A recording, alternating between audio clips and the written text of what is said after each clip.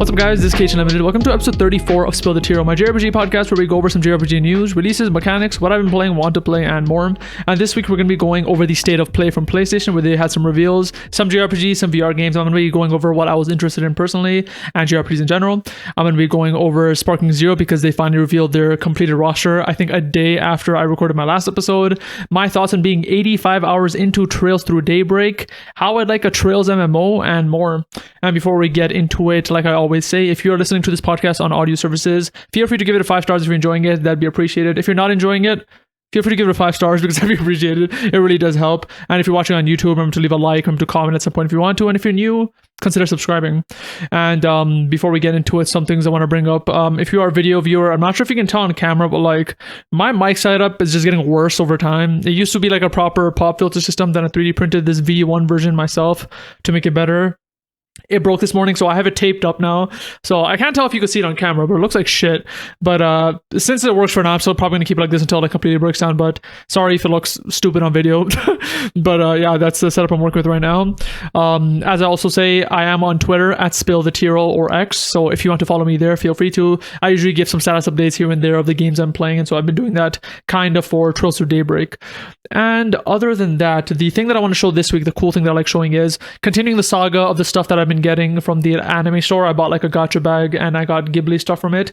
And so the Ghibli thing that I want to show this week is this, which is like a puzzle of Spirited Away. Trying to get like no reflections.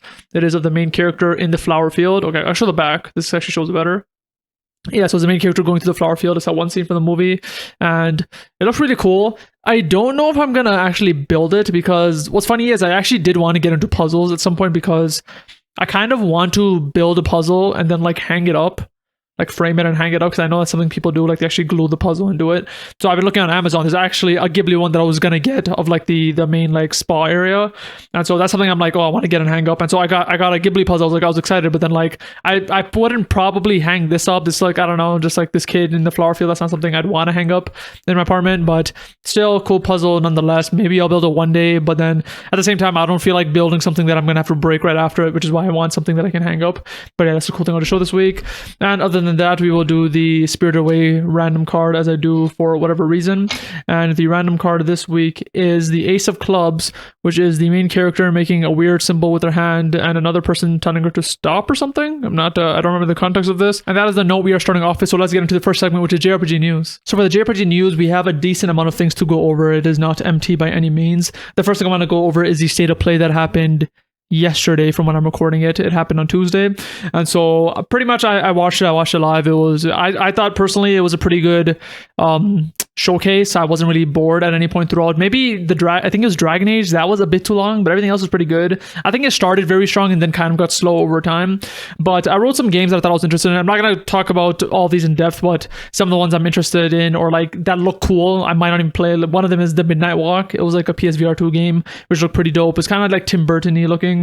There's a game called Hell Is Us, which looked like very intense and very cool. Again, I don't know if I'm going to play, but it looked cool. Arch-Age Chronicles look cool too. I don't know why, it reminded me of like a RuneScape, like a high fidelity RuneScape for some reason, so it looked dope to me. Pal World, I thought was really fucking cool that was coming to PlayStation now. I actually really like Pal World. I played it for like, when it came out, I played it for like a few weeks pretty hard, then I stopped, but I was one of the people that I think Pal World's fucking great. And I'm kind of hoping they beat Nintendo in the freaking lawsuit thing that's happening. But yeah, Pal World on PlayStation is pretty cool. I don't know if there's cross save, which is something I want to look into. It's a bit too new for me to Google it, but hopefully that is a thing. An actual JRPG that was released is Lunar Remastered Collection on PlayStation. I believe it's number 1 and number 2, I believe, and it looked really cool. It looked like a classic JRPG that I would want to try at some point. I know nothing about it. I'm looking at it right now. It's like this 2D pixel-based game, and I don't know if I've heard of it. Like, I feel like I've heard of it, like Lunar. I'm like, maybe it is, but when I look at it, I'm like, I don't think I've seen this before. Like, the logo looks new to me, so there's a game that looks definitely interesting, and it is a game that I probably will play at some point. For example, like I got the Final Fantasy Pixel Collection I think earlier this year, and I played Final Fantasy 4 and I talked about it on this podcast. I really loved it, and it kind of opened my mind to more classic type JRPGs. And so Lunar is another one which I feel like at some point I'd want to play it. And yeah, Lunar just seemed dope from what I could tell. More announcements is Hitman World of Assassination on PSVR 2, which is another game that I thought was pretty interesting and looked pretty cool. The reason I'm bringing up some VR games too is because I have a PSVR 2 I got recently, and so they were kind of interesting to me. Lego Fortnite split screen, I think this is dope. Any game that still has split screen, I think is really good. And the fact that Fortnite added to their normal game mode a while back, and they actually added to the Lego Fortnite mode, which is really fucking cool. Like, this is like, Lego Fortnite is like a perfect game. It's not for kids. Like, you can play it as an adult, but it's perfect for kids. Like, if I had like 2 kids, I put the shit on, let them play it together, like, it'd be perfect. Lego Fortnite having split screen, I think, is just like a perfect meld of things. We have Dynasty Warriors Origins, which is a game that looked cool to me. I know this is like one of those, like, I believe those, I think it's Koei Tecmo that makes them, like those games where you just fight a fuck ton of enemies and you fight them in hordes. I think it's like a Zelda version and a One Piece version. I think it's of that series. But at least the way the trailer was cut, it made it seem like it actually had a story, which I didn't think those other types of game had. I thought it was mostly just like turn your brain off and like fight like 1,000 bad guys. But this, like, at least, unless they did a really good job with the trailer seemed very enticing to me. It almost seemed like it was a JRPG with like hordes of fighting in between. So it is something that looks interesting that I want to look deeper into. But yeah, Dynasty Warriors Origins looked good to me too. And that was also set to be releasing on January 17th. They had Monster Hunter Wilds, which is coming on February 28th. And that is a JRPG that just looks really fucking cool. And I'm probably going to try, I don't know if I'll get it at release, but something that I do want to try, because Monster Hunter Worlds was the first one that I gave a legit chance. And then Rising, I believe it's called, is the other one that I played a bit too. And so Wilds looks really cool. So that's something I definitely want to try at some point. We have Fantasia Neo Dimension. That's another JRPG. And I believe the news of this was that it got a release date now, which is December 5th. So it's coming out very soon, within the next couple of months. And so that is a game that I actually really want to try or look into, because they keep like hyping it up as it's made from the father of Final Fantasy. So I really want to check that out. We have Stellar Blade with its, they added like a lot of stuff like photo mode and like all those features that games usually add like a bit after release. But kind of the big reveal or the big announcement that they had at the State of Play is that they're doing a collaboration with Nier Automata. And I can't tell what's really happening. They show like 2B and like, I don't know if the main character transforms into 2B or something. I couldn't really tell. I have no context for it. I haven't played Stellar Blade yet. Nier Automata, I tried playing years ago. It wasn't really my thing. I played for like maybe 5 hours and I kind of fell off. And so I'll see. I do want to play Stellar Blade at some point, so the fact that there's, you know, potentially more content coming is really cool to me. And so yeah, this just seemed really cool. And we have, I think, one of the coolest announcements of the showcase was Ghost of Yotei, I think that's how you say it, which is coming on 2025. The trailer looked beautiful. There's a one shot, I can't remember if the trailer started with it, but it was somewhere near the start where it just shows, I believe, the main character, and I think it was Mount Fuji behind her. It looks really fucking cool. Like, that was like a wallpaper material, and every shot of the trailer was like wallpaper material and it looks very cool. I personally haven't played Ghost of Tsushima yet. It is something that I did want to get to. I think the reason I didn't play, because at the time, I may be making this up, but I feel like there were like an oversaturation of samurai games maybe, and so like I didn't really want to play it, or like it was something of me being busy with games.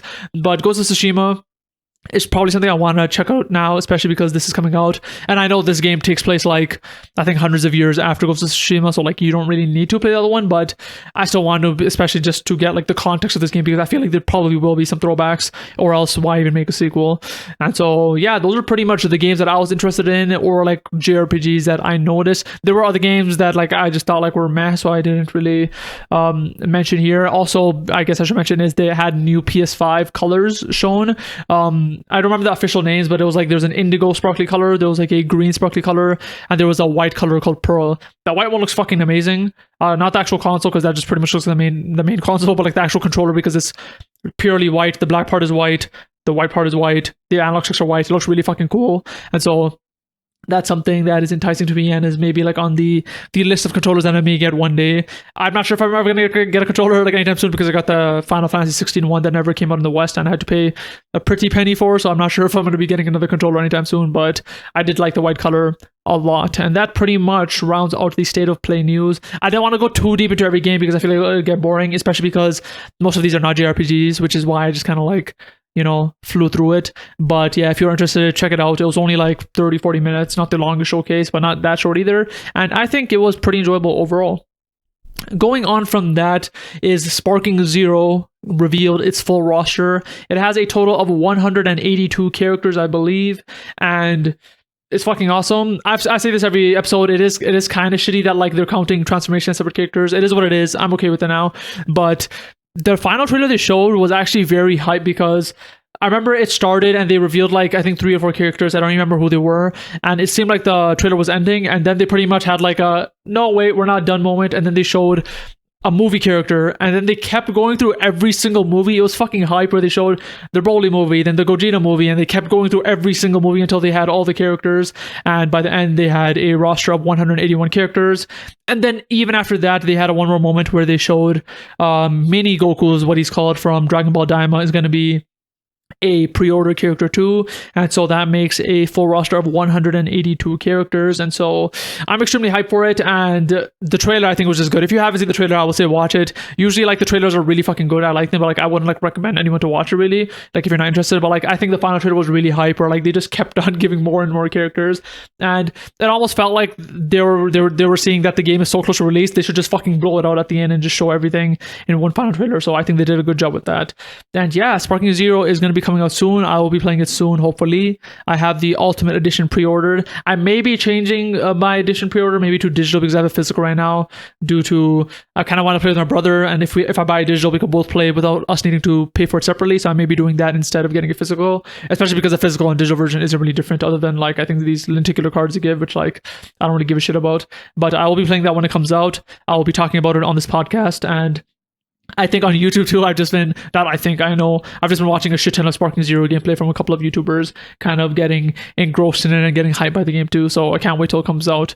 And yeah, it'll be out in a matter of weeks. Yeah, within 3 weeks, I'll be talking about it on this podcast, which is very cool. And from there, we'll move on to the next news story, which is Triangle Strategy has been released, or revealed to be released, on the Quest 2 and Quest 3 on October 31st, which I saw this on Twitter and I was like, what the fuck? Triangle Strategy? If you don't know what that is the, I believe the same people who made Octopath Traveler, which is like this isometric JRPG that kind of pioneered the HD 2D style, which is like this bokeh pixel based graphic style, and they have it in VR. And if you watch the trailers, they look really fucking cool, where like you're playing the game and you're in battlefields, but you're in VR, so you're looking down at the battlefield. You can actually look around the characters and like place the characters manually with your hands. I saw a screenshot where they had mixed reality mixed in, where the battlefield was pretty much in someone's living room and they were playing. One thing I did notice is every single example of VR did seem to be showing the battles only, and in the trailer, whenever they cut to a cutscene or anything, it pretty much just cut to footage of it, which makes me assume that the actual cutscenes will not be in VR. They'll probably just be like played flat, like as if you're watching it on a screen in VR. And then once you go into the battles is when it goes into VR, which is kind of disappointing. Mostly because I'm not sure how are they gonna work with the sections of the game where you're just walking around, because while the battles are important in the game, obviously I feel like a good chunk of the game is you just exploring the world, like when you're actually in towns and talking to each other. So I'm curious to see, like, is that part going to be in VR, or is that going to be flat? If the walking around towns part is flat, I think that's kind of bullshit. But if the walking around towns part is also VR along with the battles, I think that's fine, because the cutscenes being flat is like whatever. And I get it, cutscenes are usually like made to like be composed a certain way, and you don't want like people like moving around their heads and looking behind corners and shit. But with the actual walking around towns, hopefully that is in VR. But from watching or from skimming the trailers and looking at the screenshots, I really couldn't tell which way it was. I'm actually very happy about the price too. It is going to be for $30 US. I believe in Canada it is $35, which is where I'm from, which is cool because I'm assuming on Nintendo this is probably still selling for like $80 or whatever it is. And the fact that it's kind of conformed to VR prices is nice. It would very, very much suck if they release this at $70 to $80 on VR, even though most VR games do sell for about $30 to $40. So it's good to see that they actually conform to VR prices rather than just trying to release his game at maybe double to triple the price almost of normal VR games, and then probably see it fail because no one's really going to buy it at that price. And in case you don't know what this game is, I'll just read this quick synopsis, which is: important decisions that will decide the fate of the protagonist and his allies will be determined through a vote using the scales of conviction. For the player to assert their own opinion, they must convince their allies. Choices with a profound impact on the destinies of the group will likewise have a major impact on the story. So yeah, that's pretty much all I want to say about this game. I actually have played this game a decent amount. I believe I might have talked about it on this podcast, but I mentioned in one episode that like I found out at some point that grid-based, turn-based RPGs are not my thing. I tried them in a lot of games, but I really couldn't get into it, and it was a bit too heavy for me, where the battles were way too long for my tastes. And this was the final game where I made the decision where I'm like, okay, yeah, I don't like this grid-based battle system, where I bought this game, I played it on my Switch, I put a decent amount of time in it, probably like 10 to 20 hours, but it wasn't really my thing at the end of the day, and the battles were just getting way too long and kind of hard too, where like you'd be strategizing for a fucking long time, then after a 45-minute battle, if you die, you just want to kill yourself. And so I kind of fell off the game. I didn't really play it again. And who knows? Maybe I'll go into it again at some point in VR. It is on Quest right now. I don't know if it's announced for other platforms, but if it does come to PSVR 2 or like PC VR at some point, maybe it's something I'll try. The next news story is that Metaphor ReFantazio has a demo available called the Prologue demo, and it's going to be for the PS4, 5, Xbox, and Steam. And in the prologue demo, players can experience some of the early game narrative, explore social elements, and discover the city as they get a head start on their adventure ahead of the October 11th launch. Progression from the demo will carry over to the launch version, so players can get a head start on their adventures in the United Kingdom of Uchronia, which is good to hear. And they pretty much mentioned the main thing that I care about in these types of announcements is that the progression from the demo does transfer over to the main game, which is cool. I think these are the best types of demos where they pretty much just give you the first like however many hours of the game and you just get it transferred over. Dragon Quest 11, in my opinion, being the best demo ever released, which they give you like the first 10 hours of the game. It was insane. And so yeah, this is pretty cool to see, and this is really awesome to see for me because Metaphor ReFantazio is a game where like I want to play it at some point. I don't know when, but I know for sure now that whenever I do want to play it, it's nice to know that I have a demo that I can jump into first, can see whether I like it or not, and then by the time I get to the end of it, then I buy it and then transfer over. If they had this for all the games, it'd be amazing. Like Persona 5, I feel like it'd be really nice if they had like a 3-hour demo or whatever the hell that I get into, and then at the end of it, I'll just buy the game and transfer over. It would just, I feel like it'd be a lot more seamless and would kind of like have some lubrication for people to get into a series, especially if they aren't sure about it. And so the fact that this has a demo is amazing. I believe Stellar Blade has a demo too, which I love too, because that's something I'm going to play first, assuming you can transfer the save and then get the game. And so this is just a very good announcement. And from that, the last news story is very similar, which is Romancing Saga 2 Revenge of the Seven also has a demo now available for PS5, 4, Switch, and Steam. And the save data can also be carried over to the full game when it launches. And in the demo, players step into the shoes of the Emperor Leon and with his second son, Prince Gerard, start an epic journey that will span across generations as Leon, Gerard, and subsequent emperors contend with the 7 heroes. Once revered heroes who, for reasons unknown, now seek revenge against the world. And so this game is coming out on October 24th, and again, you get to transfer your save data. It's a very good idea for a demo, and I'm not sure how I'm going to be playing this game. I don't know too much about it, and I'm not like that interested in it, but if I do want to try it, there's a demo to try, which is very cool, and you can try it too. And that pretty much rounds out the news for this week. And from here, we're going to be going on to the next segment, which is JRPGs that are releasing this week. For the JRPGs that are releasing this week, like always, I source them from rpgsite.net and icicledisaster.com, and this week we're going to be going over the games that are releasing from September 22nd to September 28th. And this week we have 4 games that are releasing, which is really cool. And the first game is called Bloomtown: A Different Story, which is coming out for the PS5, 4, Xbox Series, the Switch, and PC. And it came out on September 24th, which was yesterday, so it's already out if you want to check it out. And the synopsis here is Bloomtown: A Different Story is a narrative JRPG mixed turn-based combat, monster taming, and social RPG set in a seemingly pleasant 1960s Americana world. Join Emily and a group of friends to save their cozy town from the demonic creatures that live in the hearts of its residents. And I saw this, it just looks very cool to me, and if you look at it visually, it gives kind of like Stardew Valley vibes, at least to me when I look at it. It almost seems like it's in a Stardew-esque town, but going into it a bit more, it has more like supernatural elements, so I kind of skimmed the description here and there, and they talked about there being 2 worlds and how you have to go between them, and so that's obviously supernatural itself, and honestly, it seems pretty cool. The only thing is like the Americana setting to me seems kind of like meh. I'd rather it have been like fantasy or like something made up, so I'll see about that. But in terms of its concept and visual style, I think it does look pretty dope. The next release is The Legend of Zelda Echoes of Wisdom on the Switch on September 26th, which is tomorrow. And the synopsis is: the people of Hyrule are being stolen away by strange rifts that have appeared throughout the kingdom, with a certain swordsman among the missing. It's up to Princess Zelda to save her kingdom in a brand new adventure in the Legend of Zelda series. And not much more to say about that. I don't have anything to input about it because I'm not into Legend of Zelda. As in, like, I just don't play them. I'm gonna try the old games at some point. I feel like those are gonna be more my jam, because the new Legend of Zelda games, like Breath of the Wild and Tears of the Kingdom, they're not really my speed. I didn't really like them that much. And so this game looks cool, and you can check it out tomorrow on September 26th. The next game, also on September 26th, is Flowstone Saga, which is coming out on PC. And the synopsis is: fight monsters in a truly unique puzzle-based battle system. Use the power of falling blocks, weave together powerful combo attacks, use elemental powers, throw items, sabotage enemy attacks, and grow in power to thwart everything from lowly Beewis and Cookie Ferrets to Kragans and battle axolotls. And this is pretty much a 2D 16-bit top-down RPG, and it's apparently JRPG inspired, as they say in the description. But if you didn't already get it from the description, the battle system of this game is pretty much Tetris. So when you go to battles, you have to like pretty much play Tetris, and that's how you beat the bad guys. They did mention in the description that it is a real-time battle system, obviously, as Tetris is, but they do have the option of a turn-based battle system. I don't know if that means like it's Tetris somehow but turn-based, or like do they just go to a normal turn-based, classic system. I'm not sure, but it's really cool to see that there's an option, because I can see if I did ever get this game, I probably won't, but if I ever got like, if I'm playing this late at night and my brain's too like tired to do Tetris, I could just turn on the turn-based fighting and do that instead, which is very cool to see. Reminds me of Trails Through Daybreak, where you kind of have a choice between turn-based and real-time combat. It's cool to see that this game is doing it too, which is releasing on September 26th, again called Flowstone Saga, and it's coming out on PC. And lastly is the game Renatus, coming out on PS5, PS4, Switch, and PC on the 27th of September, which is in 2 days from when I'm recording this. And the synopsis is: fantasy meets reality in Shibuya, Tokyo, where magic is something to be feared. In this action RPG, a young wizard seeks freedom through strength, and an officer seeks to control magic and restore order. When their paths cross, a darkness that will transform the world descends. And this is a game, if you've been listening to this podcast, I've talked about plenty of times. It is a game that I'm looking forward to, and one that I'll probably be checking out at some point in the future. Again, I'm playing Daybreak right now, and I kind of do have a backlog that I want to get to. Not even a backlog, like just games that like have come out that I just haven't got to, so I want to check out. And so Renatus is one of them, and I'm curious to see how it does, like in terms of like ratings wise, because to me this does seem like a Scarlet Nexus-esque game. Not fidelity wise, I feel like Scarlet Nexus looks miles better than this, but at least like JRPG wise, this does look pretty interesting, but it does look like a Switch game fidelity wise.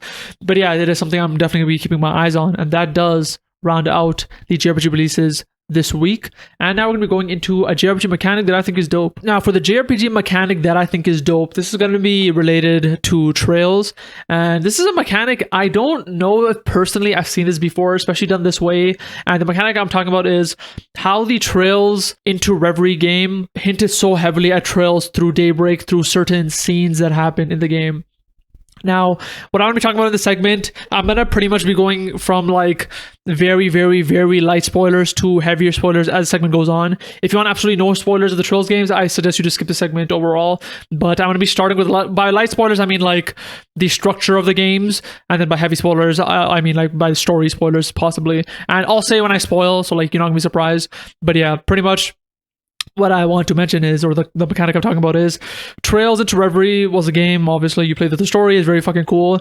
And one of the things in the game is that you get to go into the space called the Reverie, and through the Reverie, you pretty much get to do dungeons, and you get to like unlock some stuff from it, whether it be mini games or characters, or one of the things you can unlock are called daydreams. And what daydreams are is you pretty much get to see cutscenes of moments that happened at some point before the story of Reverie. And they don't necessarily have to be cutscenes. It could be playable. They can be battle-based too.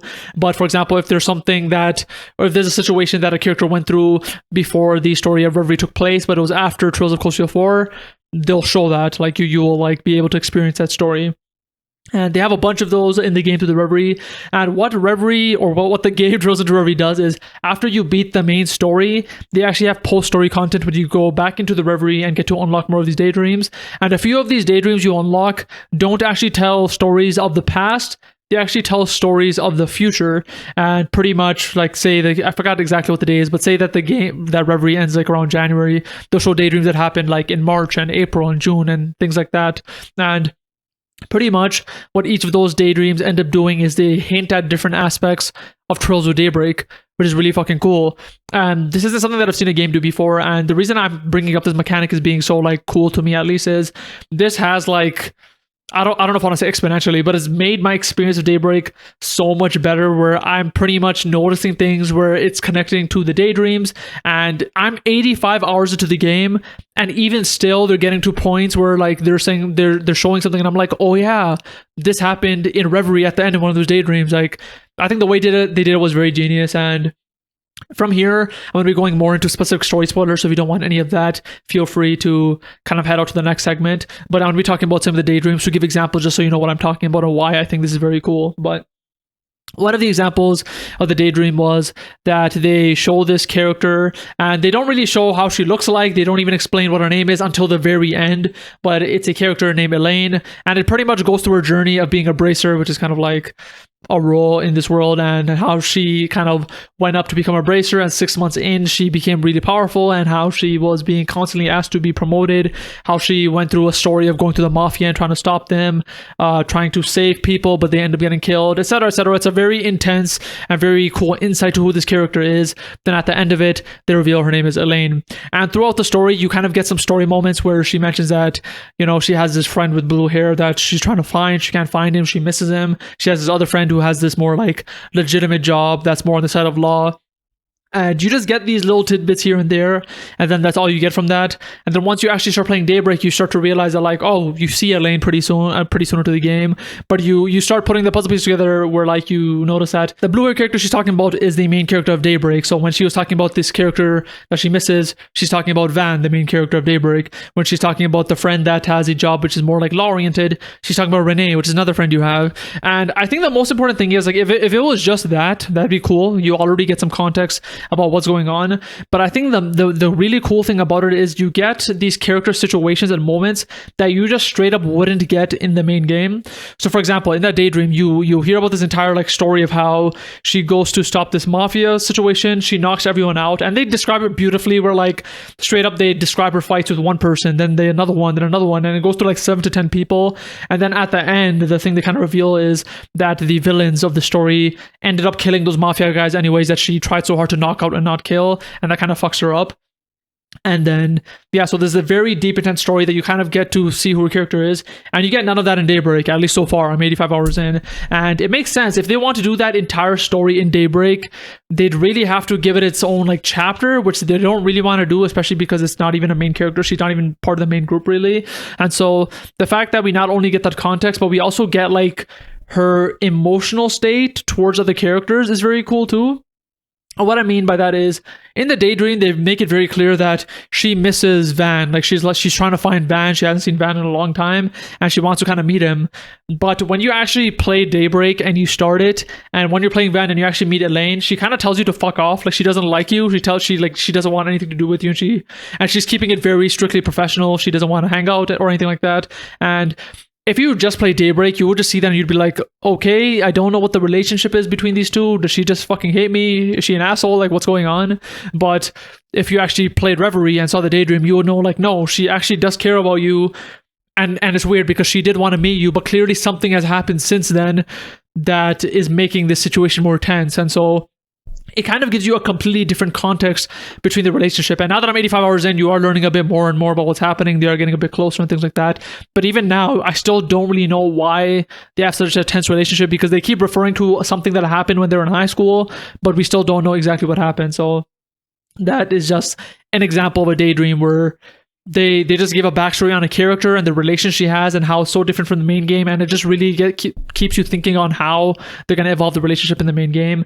And there's like a bunch of other Daydreams. I won't go too deep into these ones because I went pretty deep into that one, but there's one, for example, of Ren, who's a character in the Trails games, of her enrolling into school in Calvard, a kind of a situation she gets into of kind of stopping this asshole and a politician. And in the main game of Daybreak, Ren is there.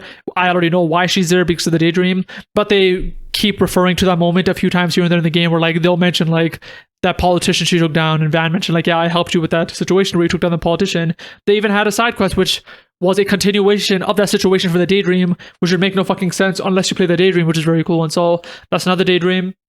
They have another Daydream, but it's probably the most mysterious and probably the one that may not even pay off in this game, where Reen, the main character of the Trails of Cold Steel series, goes to this place called Longline in Calvard. He goes to find a sensei. He meets this ninja group. He kind of fights him. He gets his ass beat by like the princess of the group, and then he just leaves. And then the kind of insinuation of that entire Daydream was that he has to get more powerful for a threat that's going to come into the future. And I'm assuming that's going to pay off in maybe Daybreak 2 or maybe a future game. And 85 hours into the game, only now are we actually going to Longline now. So maybe there's going to be some connections with that, because I'm assuming we're going to be meeting that ninja group. They've already shown characters from them in cutscenes recently, but the fact that It took 85 hours to actually slightly pay off that daydream of going to Long Lai. And will there be hints of Reen? I'm not sure. Probably not, because that took place beforehand. But again, the daydreams are just making this game a lot more exciting and making me look forward to certain points where without the daydreams, the game would still be cool. But the fact that such a simple thing of adding hints to the previous game is making this experience so much more enjoyable is such a cool thing to do, and not a thing that a lot of games do. Trails is one of the series where like you can tell they planned the game so well, where the fact that they could even tease all that stuff in the game before goes to show how well they have everything planned. And that's pretty much all I want to talk about in terms of this mechanic, where hinting the next game and the previous game in these ways where you get more context in certain situations is just very cool. And I would love to see that. Like it would have been very fucking dope if at the end of Kingdom Hearts 3 they had like these daydream type features where they went into some new character that we had no idea who the fuck he was, and only when we play Kingdom Hearts 4 we realize like, oh, this is the character they were talking about, and now we have certain context behind them which we wouldn't ever get in Kingdom Hearts 4. And so that's just an example of like they can really do this in a lot of games, but this probably wouldn't be added to many games because the developers or the creators would just need to have the foresight of the future games, and usually I'm assuming they wouldn't. And yeah, that's a mechanic I really want to talk about and that what I thought was dope. And from here we move on to the next segment, which is a JRPG I'm looking forward to. Now for the JRPG I'm looking forward to, is going to be one of those weeks where I'm going to be talking about a hypothetical JRPG that I would look forward to. This technically isn't even a JRPG, but I thought I would still add it, which is what a JRPG or a Japanese game that I would want in the future is a Trails MMO. I think that'd be really fucking cool. And for all I know, this could have been done already. I'm not sure. I literally just found out like 2 days ago that apparently there was an East MMO that happened at some point that shut down without coming to the West, which fucking sucks. But yeah, I just had an idea that like maybe a Trails MMO would do good. And I feel like Trails specifically would do good because, as I always say, Trails is probably the best world building series in existence right now. And so they have so many classes and weapon types and organizations and types of people that you can play at that there exist in the world, that creating a custom character in that type of world would be fucking amazing, and I would love to do it. And I'm trying to think of like how they would approach this game, because there is one approach where they pretty much just make you choose an organization or a company. So like maybe you have to create a character, and then you have to choose whether you want to be a part of the SSS, whether you want to be part of the military in Erebonia, whether you want to be part of Thor's military school, what if you want to be a bracer, what if you want to be part of fucking Remophiria or some shit, I don't know. But like they have so many avenues they can take, and while that would probably be the best case, I can see that being like an insane undertaking. That would probably be like a Final Fantasy 14 level type of MMO, which is not what I'm asking for. That's really huge. I think a simpler approach they could even take with this is maybe have an MMO or even like a JRPG, honestly. I'm just saying MMO because I think it'd be cool, but maybe have an MMO where you play as a bracer, and the entire point of the game is you start as a D rank bracer, whatever the hell the lowest rank is, and you slowly go through the game and get better and better until you can hopefully at some point get to S rank and be on the level of like Cassius. That'd be pretty fucking cool, and that's kind of like my idea. And again, whether this is an MMO or a JRPG, I just think this concept is very fucking cool. And especially in Trails Through Daybreak, like you actually have a lot of bracers now. I feel like in the previous games you had bracers, but it was mostly just the important ones you got to meet.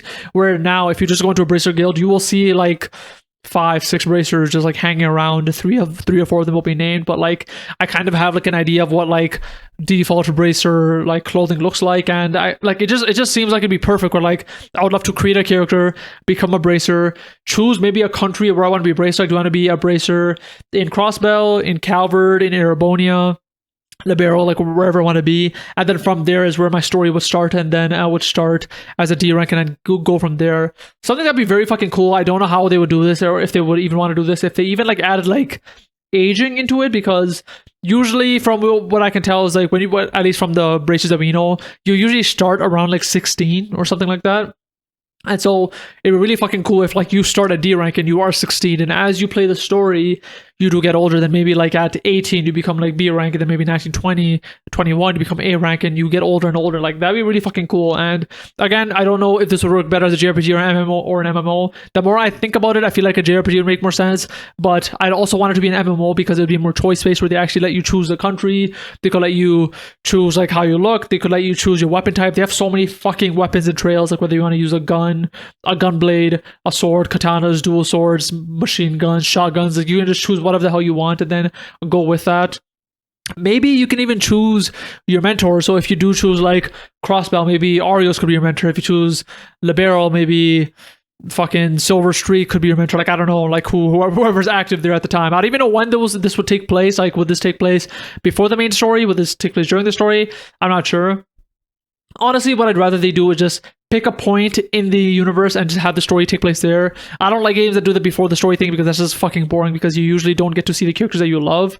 And so if they could just pick, like, I don't know, like pick a certain year that takes that within, like, say it's like is during the Trails from Zero games, and then that's the year that the story takes place. Just pick that, just so we still have characters, you know, that we know, but also they could maybe like reference certain moments that are happening in the other worlds that are happening in the main games. That'd be pretty cool too.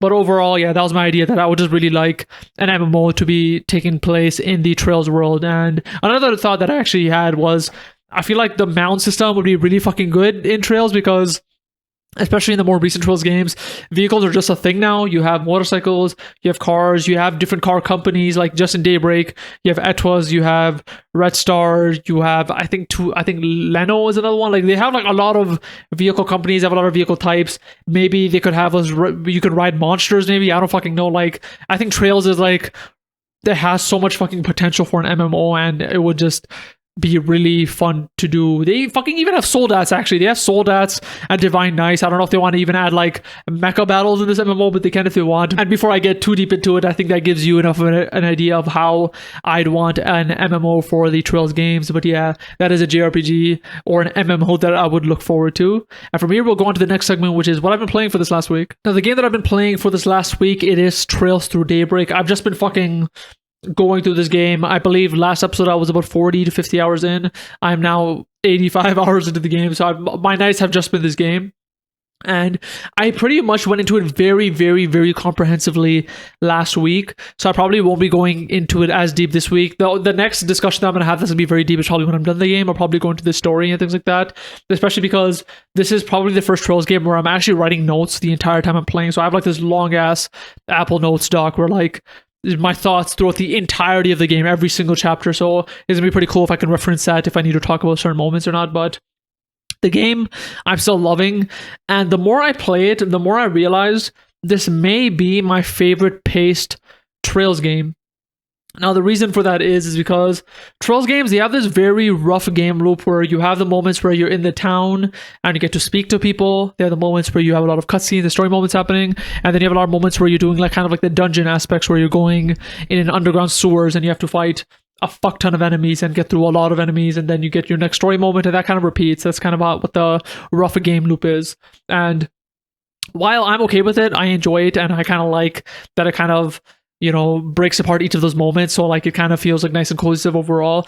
There are moments where like you can tell, especially the Cold Steel series, where the dungeon moments are like way too long. Like they'll be going and like you can tell like this was just added just to lengthen the game, which again I don't really have a problem with. It's fine. I level up naturally through it, so I don't have to grind or anything. It's cool, but I would say that like if I was gonna recommend this game series to anyone, that's something that I would bring up and say, hey, by the way, there is this potential negative where there's a lot of long dungeon moments which aren't the most exciting to a lot of people, and that in my opinion was like the main negative of the game if I had to give one, even though to me like these games are like 10 out of 10s in my opinion. And so the reason I'm bringing this point up is I feel like Trails Through Daybreak has removed this negative entirely in a funny way, because the actual game loop of Trails Through Daybreak is the exact same. You have the sections where you're going through towns talking to people, you have the sections where you're getting a bunch of cutscenes and going through story, and you have the sections where you're fighting a bunch of enemies, you're going through underground sewers, you're going through a forest or whatever, and you have to fight a fuck ton of enemies.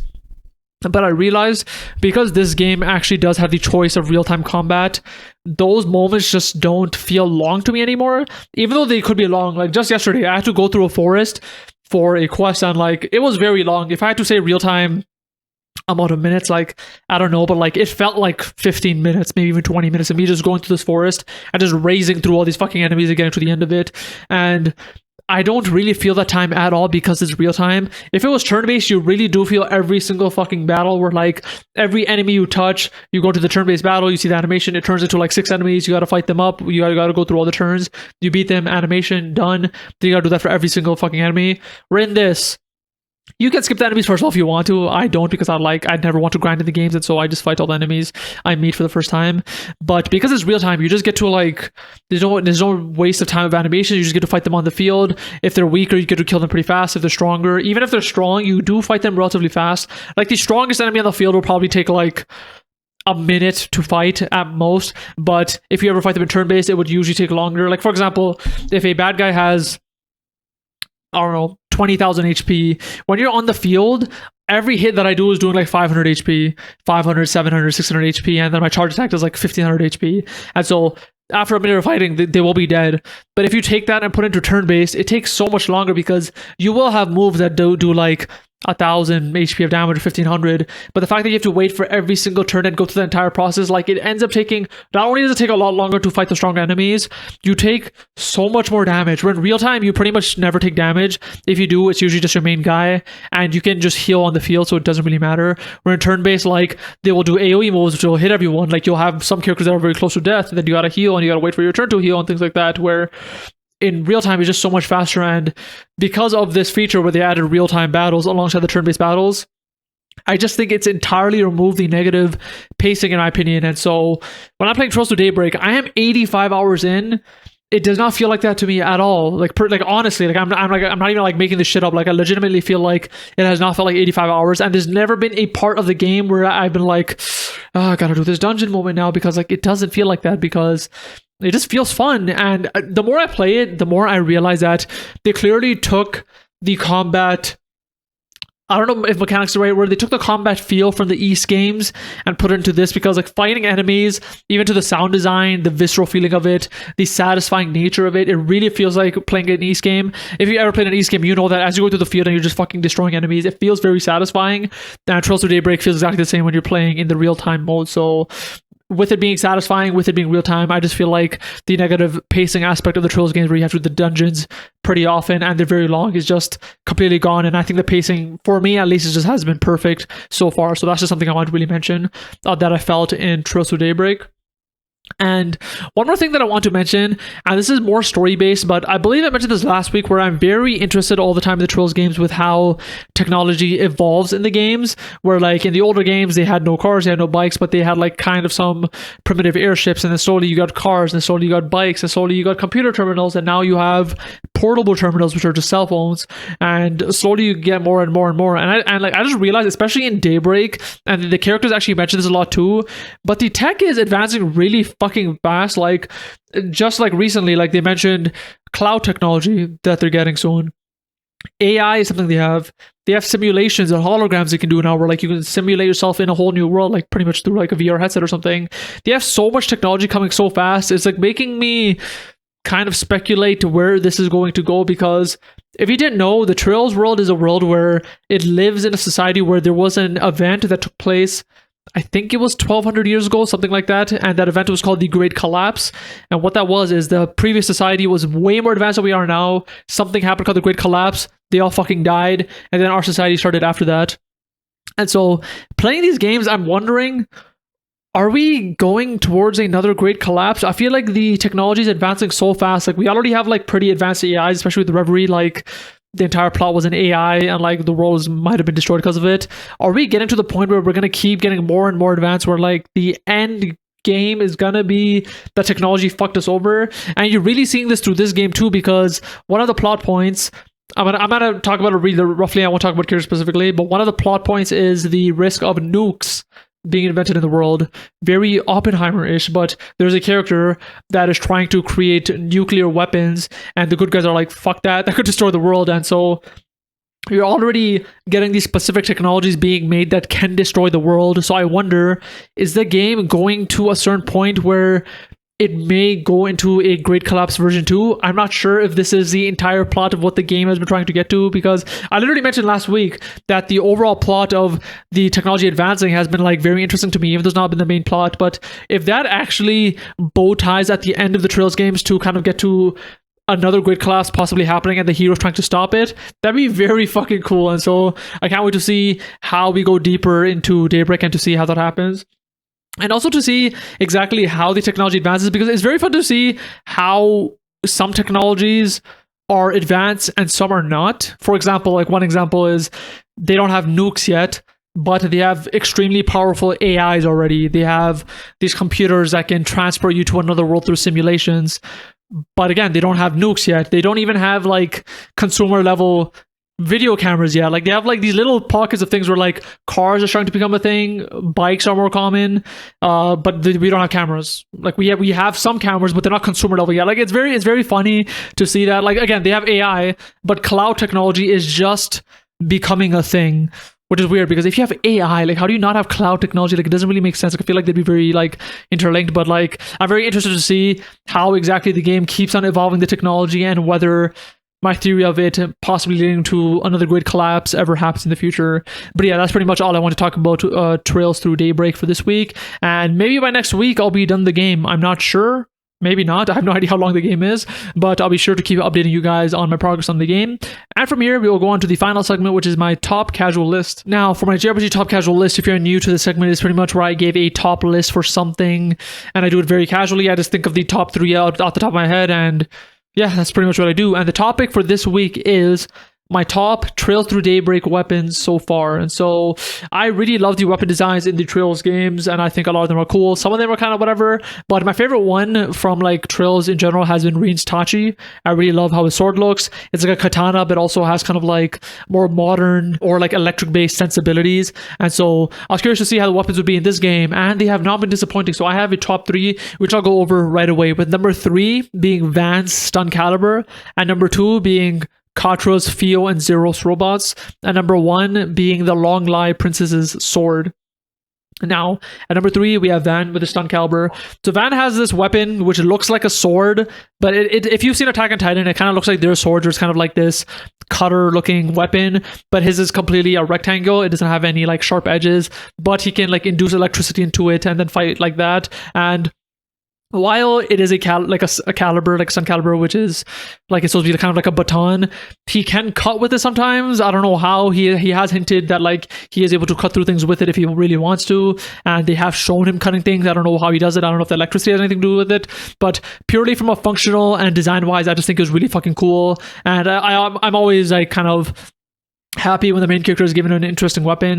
That was one of the slightly disappointing things with Trails from Zero and to Azure, where Lloyd uses these tonfas, which are cool, but like they're not like special or anything. Like he just kind of talks about like, yeah, he's just like using tonfas in school and like nothing happens with it. Where like with the Rin and his Tachi, it's kind of a special thing. With him and his Stun Caliber, there's kind of a plot reason for it too. And so Van's Stun Caliber I just think is very cool, functionality wise, plot wise, and design wise. At number 2 is KhU with his Fio and Zeros robots. I don't know if this is cheating because these are technically his robots. They do help him out in combat. And when I saw Fio and Zeros in the game, I fucking love them. The designs are really fucking cool. Fio's kind of like this floating ghost looking robot, and Zeros is this like this black wolf robot. They look really fucking cool, and they might be my favorite robot designs I've seen in media, honestly. Like when I saw them, I'm like, yo, these look fucking dope. I kind of want like merch of these dudes. And so I just really like how they look. They're technically KhU's weapons, which is why I was able to put it on this list. But yeah, number 2 are Fio and Zeros, which are KhU's. And at number 1, I have the Long Lie Princess's sword. I didn't put her name because I have no idea what her name is. Pretty much from Trails into Reverie, they had a daydream at the end, which they kind of hint this character, and she's able to fuck up Rain with her sword. And in this game, they show it. It looks really fucking cool. I'm just going based on memory because they show it really quick, but it's this katana-looking sword. I remember it having a lot of complex, like white designs on the blade, I believe, and the actual sheath is like black with like pink soccer petals. Like it is completely my fucking style, and like I think this may take Rin's sword down a level for me now. Like I think this may be my favorite weapon in the entire Trail series. When I saw it, I was like, god damn, this shit looked nice. And I can't remember for sure, but I think it might have had like a orbital core to it too, kind of like Van's Stun Caliber, where like you can see it has like a glowing core, which I believe is a hollow core in these games. I think her sword might have it too, but I'm not completely sure. But yeah, her like katana looking weapon just looked really fucking dope to me, and is easily number 1 for me. So again, number 3 is Van's Stun Caliber, and number 2 is KhU's Fio and Zeros robots, and at number 1 is the Long Lie Princess's sword. And from here, we will end off episode 34 of Spill the Tearal. Hopefully you enjoyed this episode, and episode 35 will be coming out next week. If you did enjoy this episode, remember to leave a like down below. If you're watching on YouTube, remember to leave a comment on anything you might have noticed. If you are new, consider subscribing. And if you are listening on audio services, remember to give me 5 stars. I appreciate it a lot. It really does help a bunch with the stats and kind of getting it out to everyone on the audio services. But yeah, that's pretty much all I had to say. Remember to follow me on Twitter at Spill the Tearal because I do tweet there once in a while. And I'll see you next week for episode 35. Peace.